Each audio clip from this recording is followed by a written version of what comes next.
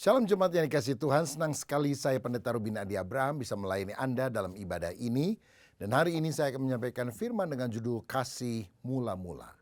Kita akan baca Wahyu 2 ayat 1-7 yang berbunyi demikian. Tuliskanlah kepada malaikat jemaat di Efesus, inilah firman Dia yang memegang ketujuh bintang itu di tangan kanannya dan berjalan di antara ketujuh kaki dian emas itu. Aku tahu segala pekerjaanmu, baik jerih payahmu maupun ketekunanmu. Aku tahu bahwa engkau tidak dapat sabar terhadap orang-orang jahat, bahwa engkau telah mencobai mereka yang menyebut dirinya rasul, tetapi yang sebenarnya tidak demikian, bahwa engkau telah mendapati mereka pendusta, dan engkau tetap sabar dan menderita oleh karena namaku, dan engkau tidak mengenal lelah. Namun demikian aku mencela engkau karena engkau telah meninggalkan kasihmu yang semula. Sebab itu ingatlah betapa dalamnya engkau telah jatuh, bertobatlah dan lakukanlah lagi apa yang semula engkau lakukan.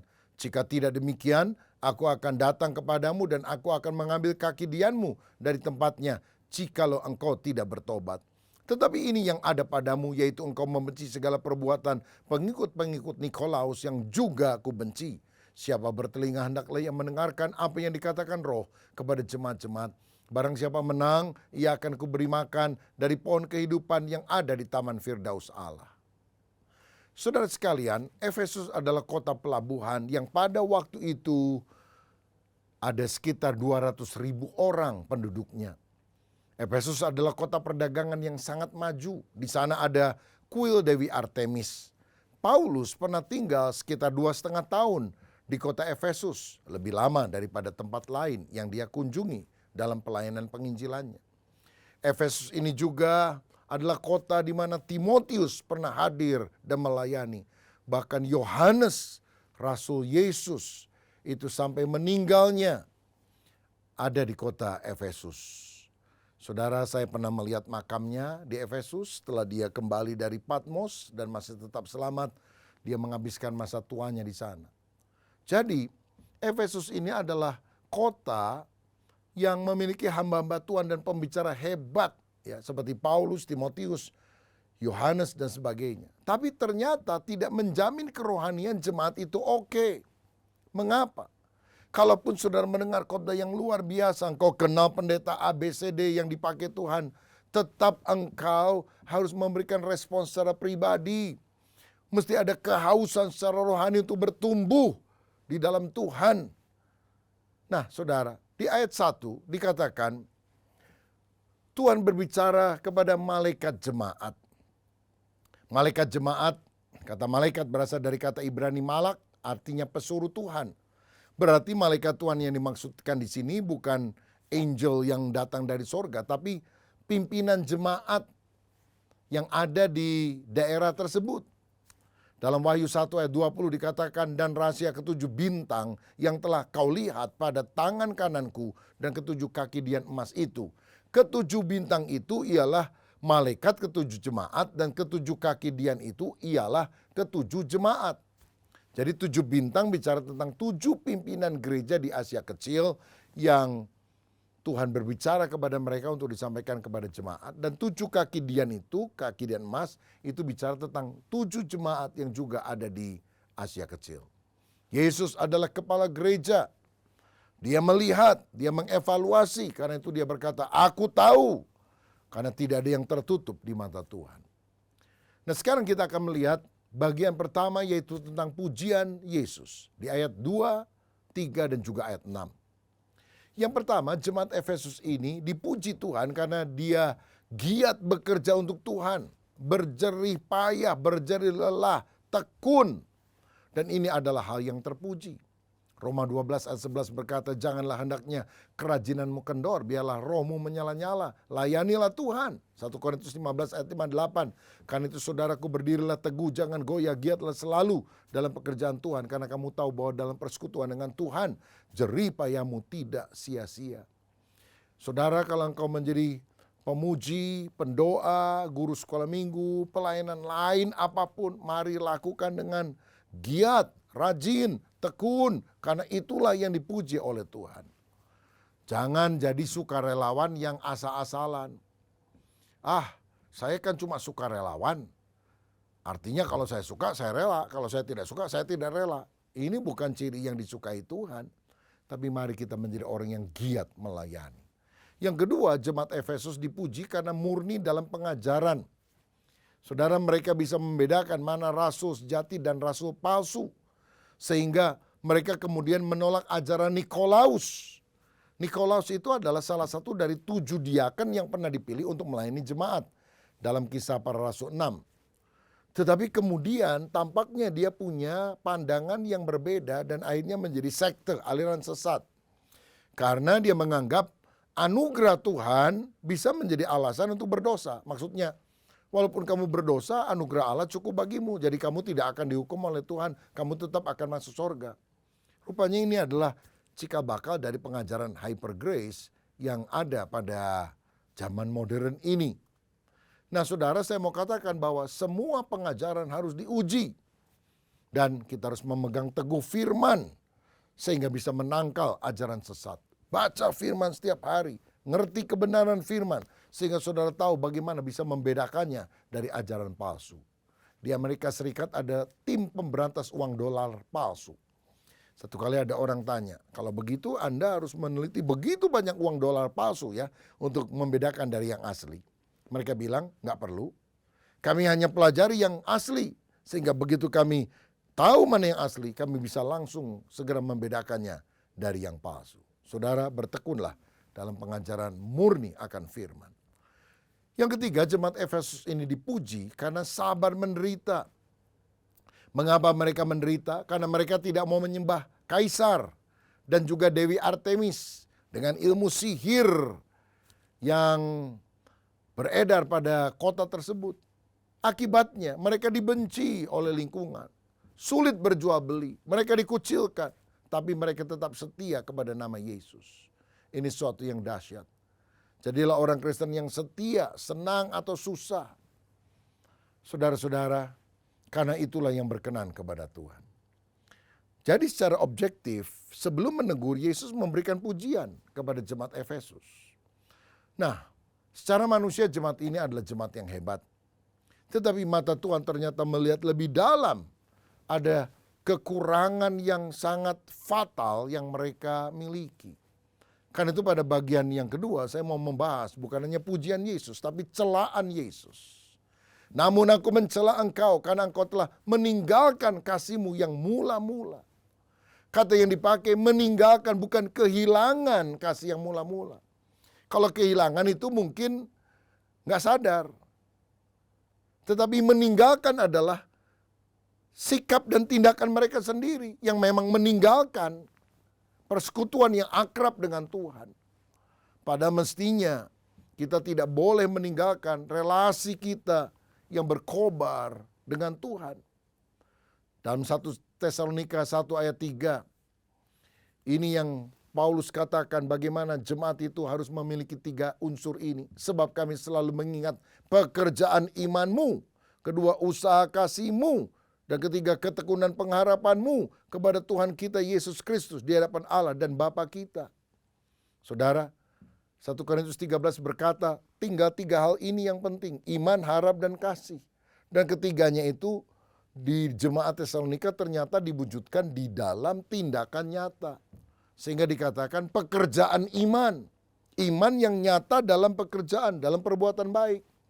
Pekerjaan yang motivasinya karena beriman kepada Kristus.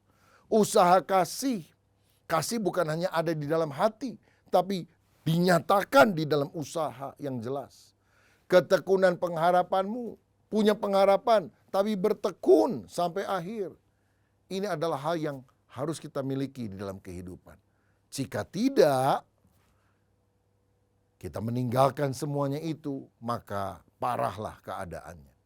Nah, apa saja ciri-ciri dari orang yang telah kehilangan kasih mula-mula sehingga dicela oleh Yesus? Yang pertama, aktivitas atau kesibukan lebih penting daripada relasi dengan Tuhan. Mungkin kalau kita lihat contohnya di dalam Alkitab adalah Marta yang sangat sibuk melayani. Padahal Maria duduk di bawah kaki Yesus dan menerima kebenaran firman sehingga hatinya berkobar-kobar karena cinta. Saudara-saudara, kalau kita ini relasinya dengan Tuhan mulai renggang, maka kita malas doa, malas menggali firman. Karena pelayanan aktivitas mungkin telah mengambil tempat Kristus sendiri. Aktivitas kesibukan lebih daripada persekutuan dengan Kristus. Padahal kita harus seperti Maria juga yang duduk diam, bersekutu dengan Tuhan. Saya pernah membaca kisah tentang seorang dokter di Afrika Selatan yang bernama Christian Barnard. Dia adalah dokter yang kemudian menjadi terkenal karena berhasil menjadi dokter yang pertama kali sukses melakukan operasi cangkok jantung. Namanya populer, kaya raya, ternama.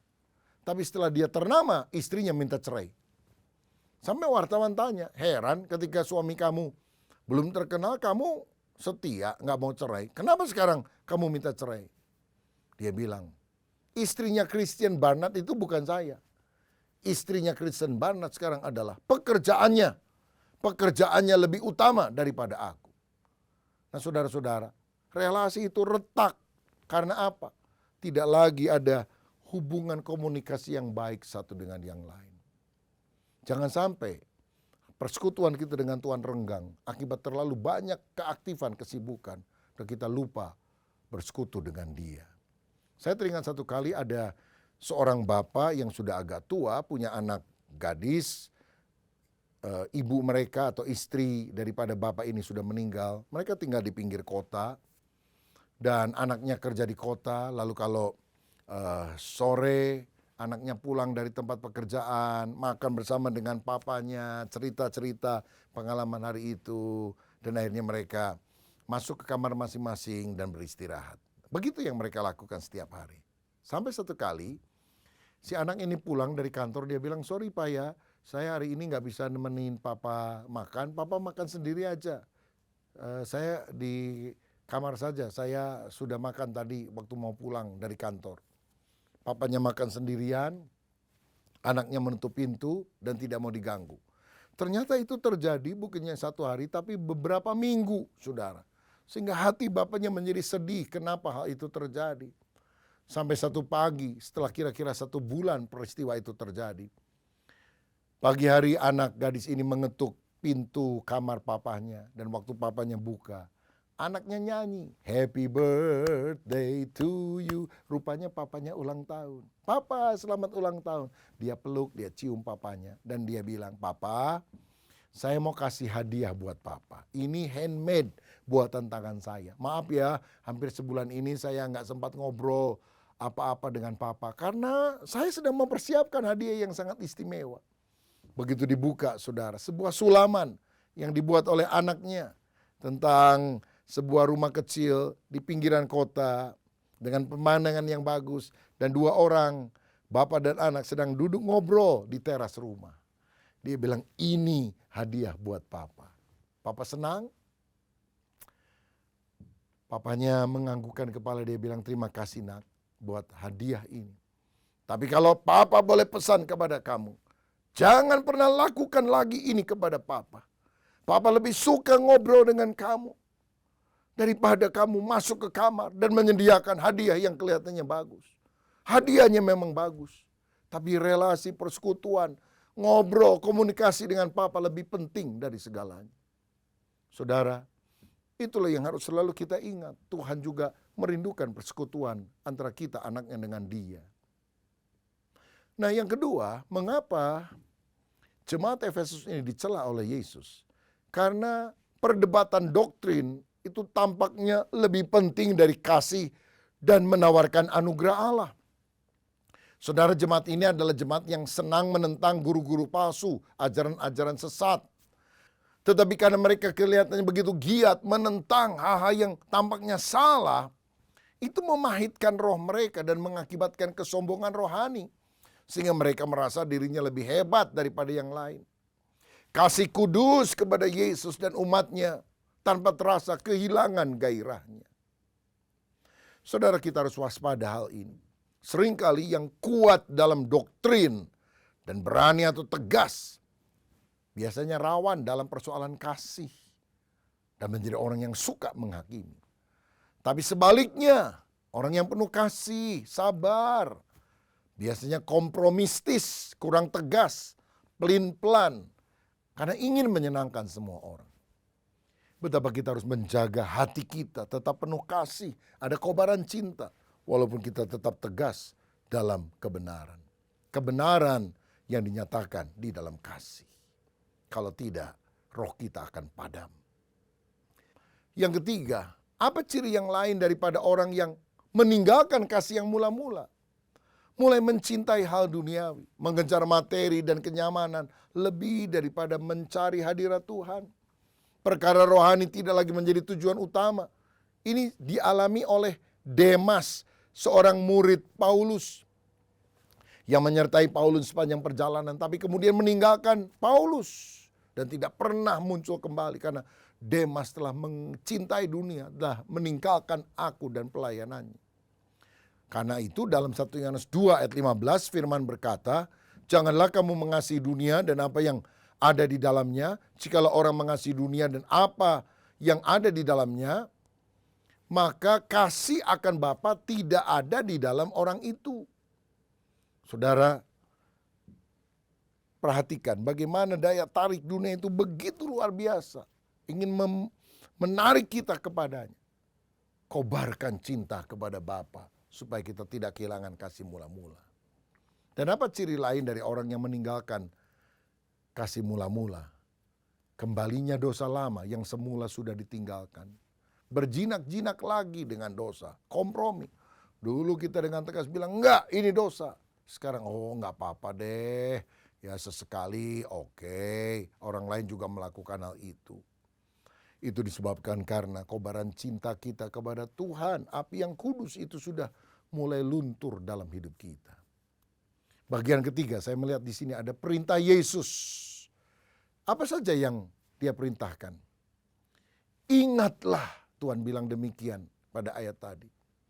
Ingatlah saat manis engkau dengan Yesus. Ingatlah cinta pertama yang kita miliki, bergelora, on fire dengan Yesus. Ketika anak yang hilang itu sudah jauh dari rumah Bapa. Apa yang membuat dia balik? Karena dia ingat di rumah Bapakku kondisinya lebih baik dari kondisi aku sekarang. Dan dia kembali kepada Bapa. Kalau pasangan suami istri bertengkar, saya seringkali suka menganjurkan, coba ingat-ingat kembali sweet memories yang pernah engkau alami dulu.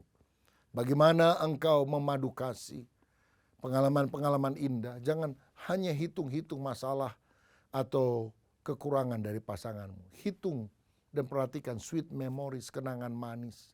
Karena begitu kita mengingat lagi pada waktu pertama kali kita jatuh cinta, kobaran api itu akan mulai ada di dalam dada. Kedua, setelah Tuhan berkata, ingatlah. Dia kemudian bilang, bertobatlah. Jika tidak, kaki Dian ini akan diambil. Menurut ayat 5b. Artinya apa? Tidak bisa jadi terang. Karena kaki Dian itu kan seperti pelita yang kemudian di atasnya ditaruh seperti lilin atau tempat api. Sehingga api itu bisa menerangi sekitarnya. Kalau kita tidak bertobat, dulu kita dipakai menjadi alat Tuhan menjadi terang. Sekarang hidup kita penuh dengan kegelapan. Tidak bisa menjadi terang. Bertobatlah segera. Jangan tunggu sampai hancur. Jangan bilang, percumalah. Saya terusin aja hidup dalam dosa. Saudaraku, berbaliklah kepada Kristus. Lihat jemaat Efesus. Karena tidak mau bertobat. Sekarang cuma reruntuhan yang ada di sana. Hampir tidak ada orang Kristen di situ, saudara. Karena mereka tidak mau sungguh-sungguh bertobat. Apakah api Tuhan itu masih berkobar dalam kehidupan kita? Sehingga kita bisa dipakai menjadi alat terang Tuhan. Jadi berkat bagi orang lain. Saya ingat satu kali ada seorang penjaga rel kereta api dihadapkan ke pengadilan karena dianggap melakukan kelalaian sampai ada orang yang naik motor ketabrak kereta api. Lalu ditanya, apakah pada waktu kereta api itu lewat kamu menutup pintu keretanya atau tidak? Dia bilang, memang dari dulu juga nggak ada pintunya, Pak. Oh, kalau gitu kesalahan PCKA dong, bukan kesalahan kamu. Tapi apa yang kamu lakukan? Ya saya keluar dari gardu saya membawa sebuah lentera, ya, ada apinya, dan saya mulai goyang-goyangkan lentera itu di tengah jalan supaya kalau ada orang lewat tahu bahwa lentera ini menyala dan kemudian mereka berhenti sehingga kereta tidak akan menabrak mereka. Oh, jadi kamu sudah nyalakan bahkan goyang-goyangkan lentera? Iya, betul Pak Hakim. Akhirnya karena tidak ada bukti dilepaskan. Waktu dalam perjalanan pulang, temennya tanya, kamu kan benar. Kalau kamu benar ngapain kamu ketakutan banget tadi, stres banget. Saya takut ditanyain gini, oke, waktu kamu goyang-goyangkan lentera itu lampunya masih nyala atau tidak? Karena begitu saya kibas sekali, mati itu lampunya. Tapi udah nanggung, saya kibaskan lagi aja. Makanya orang tidak bisa melihat bahwa ada lentera di sana. Nabrak itu orang yang naik motor, matilah dia. Bagaimana dengan hidup kita? Apakah kita masih melayani tapi api itu sudah tidak berkobar lagi? Kita tidak bisa menjadi terang bagi banyak orang. Kelihatannya masih berkibar-kibar. Oh, masih melayani, masih melakukan aktivitas. Tapi api itu sudah padam. Sehingga kita tidak dipakai menjadi alat Tuhan. Mari kita bertobat kembali dan datang pada kasih yang mula-mula. Ingatlah, bertobatlah. Dan yang ketiga perintah Tuhan, lakukan lagi. Artinya perbaharui kasih yang dulu kamu pernah lakukan, lalu kemudian kamu tinggalkan, lakukan lagi. Lakukan lagi penyembahan yang lebih sungguh. Miliki lagi hati yang berkobar. Miliki lagi ketaatan karena kasih kepada Kristus. Lakukanlah lagi. Mari kita memperbaharui kasih kita kepada Kristus. Kristus harus di tempat pertama lebih daripada yang lain. Dan saya tahu bahwa kasih sejati itu bukan hanya perasaan di dalam hati, tapi mesti ada tindakan nyata dalam kehidupan kita. Sehingga kita falling in love with Jesus. On fire dengan kuasa Roh Kudus. Sebab jika demikian, kita akan sungguh-sungguh menjadi orang yang mengasihi Tuhan dengan segenap hati. Ibadah tanpa kasih adalah kewajiban yang membosankan yang keluar dari cinta kepada Allah. Tapi kalau ada cinta, wah itu suatu yang lain. Mungkin saudara masih menyanyi, masih berbakti, tapi loyo, bosan, tidak semangat, suam, kering, mati. Acara kebaktiannya tetap ada, tanpa makna. Ayo saudaraku kembali pada kasih yang mula-mula. Hanya kasih ini yang dapat menyelamatkan kita. Karena gairah bersekutu di dalam doa, dalam firman, dalam ketaatan itu akan muncul kembali. Saya percaya ketaatan adalah batu ujian dari kasih. Orang yang mengasihi aku, mentaati perintahku. Kalau kita sungguh balik pada kasih Allah, maka ketaatan akan kita miliki. Dan yang terakhir ada janji Yesus di ayat 7b.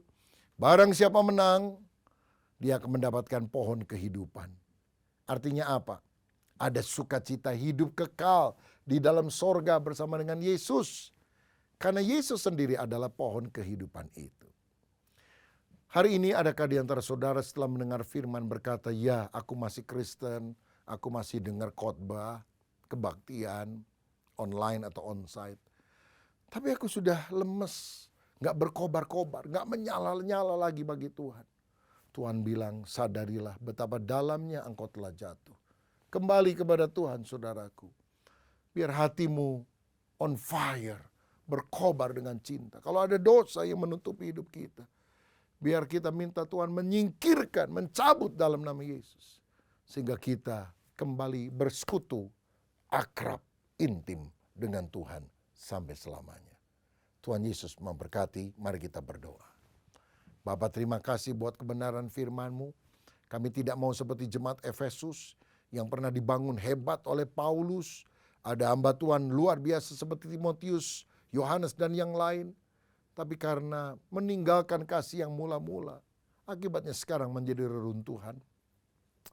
Tapi jadikan kami kaki dian yang terus menyala. Hidup kami menjadi berkat.